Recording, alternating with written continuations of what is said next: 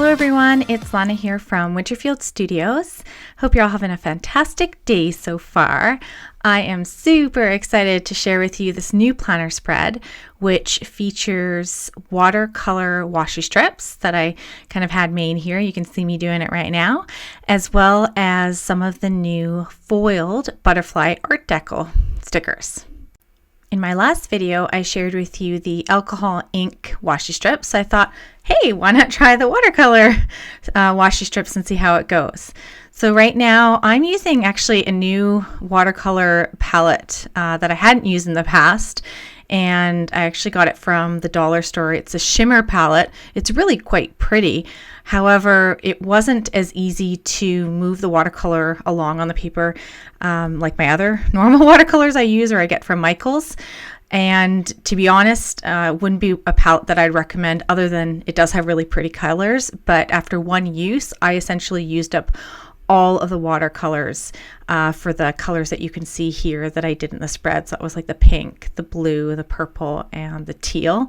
So unfortunately at the end they were all gone, and those are really my kind of go-to colors and favorite colors. So I probably won't be mentioning the brand in this video. However, I still think it turned out really pretty, and as you can see there's a lot of shimmer to the paper, which is really nice. And it was really easy to create these strips, so I kind of want to walk you through it and tell you how I did it.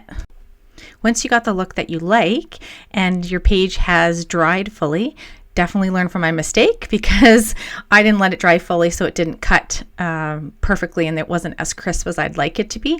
But once you have that look, I simply just measured the length of the washi, which would be 6.375 inches in width, and then you can make it any height you want depending on how many other stickers you want on the page. And I like to use double-sided tape that I get from the dollar store, because I usually buy about 50 at a time. Because if you go and actually buy them from Michaels, although they are better quality, they're $3 to $6 to $8 for just a pack. So to save some money, I buy them in bulk at the dollar store. And then once you have the double-sided tape on them, they're really easy to apply to your planner sheets. I will say that if you are planning to do something like this with watercolor paper, it tends to be a lot thicker. And because I had done the previous spread, which you saw just a little while ago there with the alcohol inks, on thicker paper as well, I found it was a little bit tricky to punch the holes in the page to make sure I could fit it back in my happy planner. So just a tip, if you're going to do it, just be careful with the type of paper that you use, or only use 1 week full of the thicker paper, and then kind of give your planner a break, and then it'll be a lot easier to insert it. After I applied the date covers, I wanted to add some more bougie boxes.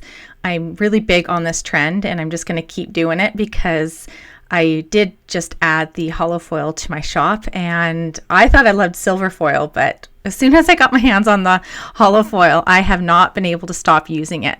So I'm a bit addicted to it. So I think it just adds a little bit of shine, and then especially with the shimmering watercolors bleeding through underneath, I think this look is just absolutely gorgeous. And if you do have those extras from the bougie boxes, just cut them off and keep them and put them to the side, because you're going to see that I'm going to use them later in my spread. I never want to let anything that's foiled go to waste, so there's always a way to be able to use them.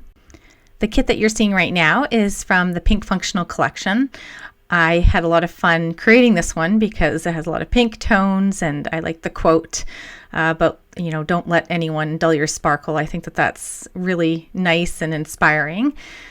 So once I had that on the planner spread, I added in the butterfly Art Deco. So these ones are the larger sized ones, and then to the right you can see I've got the smaller ones as well. It took a little bit of time to kind of figure out the placement, so don't feel like you're seeing this and I'm just plunking them on and I know exactly where they want to go right away. This video is edited. Edited a lot.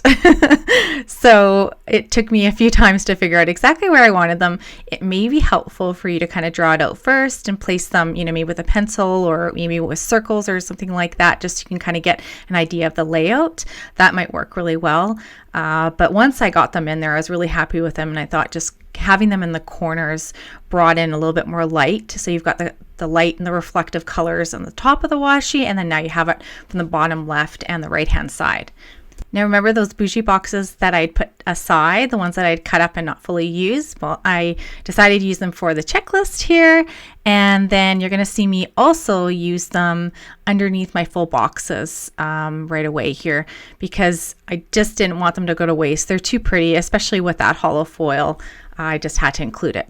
And the full boxes that I chose to use are ones that I could write on top of, but they still had a little bit of a pattern and a design, which I liked. So they're both functional and pretty.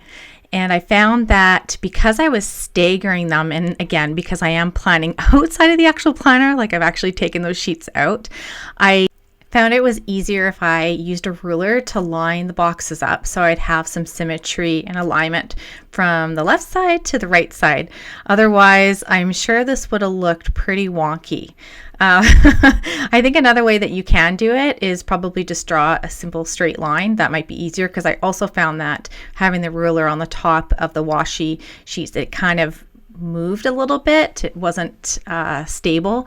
So I thought that there's probably an easier way, is maybe just draw a pencil line and then erase it when I'm done.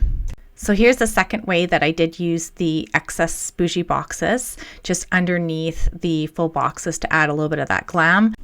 For the last final touches, I went and added the foiled bows, which you probably see all the time in my planner spreads because I just added them to the shop a few weeks ago and I'm addicted to those as well. I tend to go pretty heavy on the things I like for a long time and then I stop using them suddenly. So you might see an end to this soon. But if you do like this spread, share a happy and nice comment, like the video, subscribe. You can also join us on Facebook. We've got lots going on there as well. But until then, thanks for watching this video and happy planning. We'll talk to you soon.